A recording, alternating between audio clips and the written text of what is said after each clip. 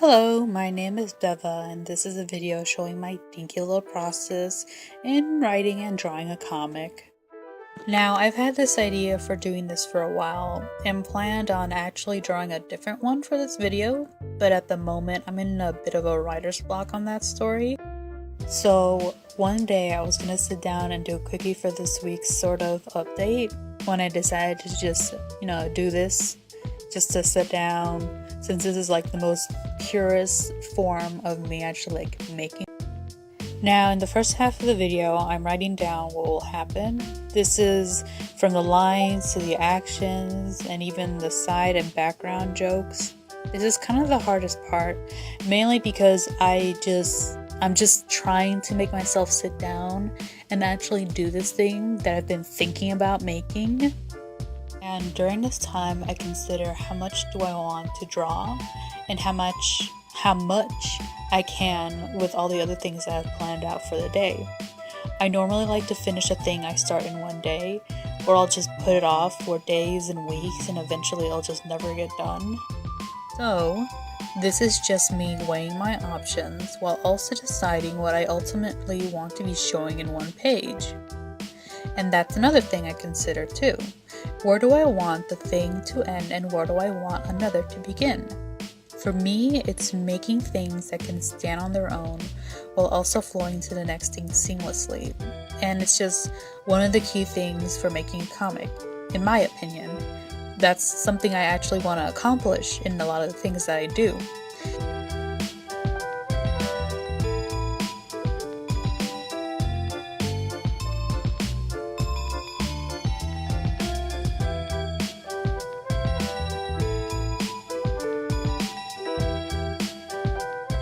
Okay, so now this part I can totally just do without.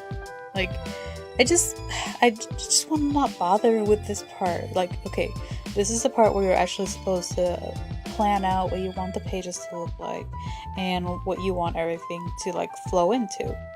I would always just rather just get into the quick comic book page making instead of just planning everything down like you're supposed to.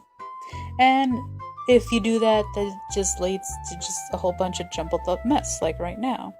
The first half, I just wrote down what I was going to say, and now this half, I just threw caution into the wind, and now I'm just talking of my own volition. And who knows, maybe you can work that way. Sometimes I can, but not all the time. Sometimes it's just important to always consider your options. Always consider your options. You're not always stuck in one box, one sort of idea. If you want to draw just a quick 2-panel thing, go ahead. If you need to plan it out a little bit more to be able to put out the idea that you have in mind, to have it a little bit more clearer, then go ahead, plan it out a little bit more. Sometimes you just need to have a sort of structure that you need to go by. And that's why thumbnailing is pretty quick.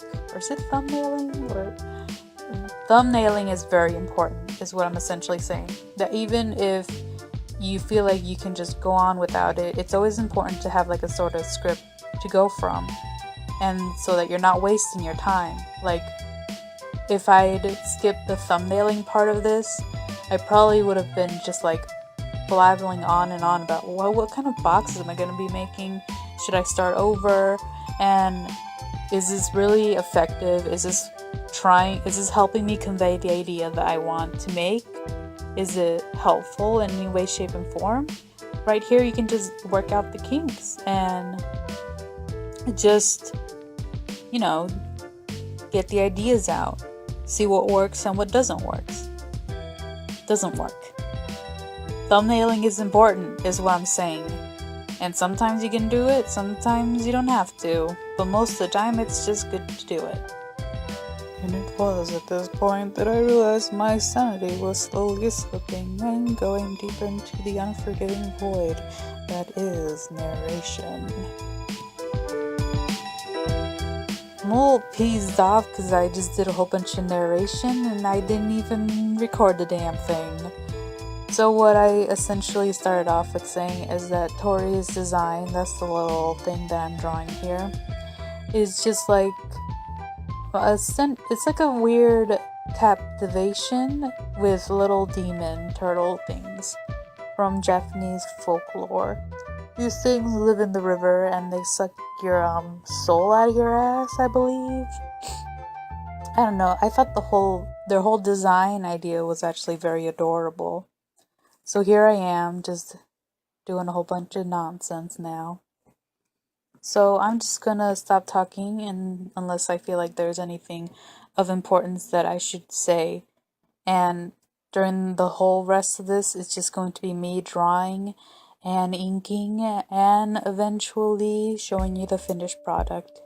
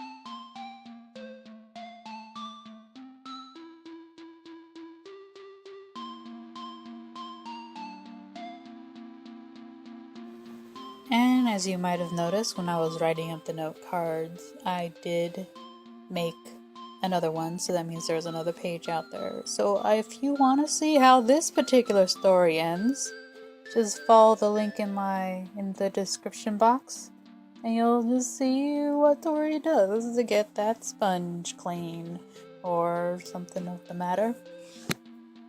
Something I want to make note of is, if anyone is interested, I do plan on actually making a little bit more of an in-depth video on what a kappa is, since while recording and editing this, I realized my description of one was pretty half-assed. It wasn't very good, and I would actually like to put out a little bit more information about what kappas are and what it is they do exactly. So just go ahead, subscribe if you're interested, like, and comment if you're interested in anything else that I might have skimmed over, and I will do my best to answer your questions and so on and so forth. And this is Veva, and I have to get ready for work because I spend an enormous amount of time just procrastinating the fuck out of everything while I was working on this video. I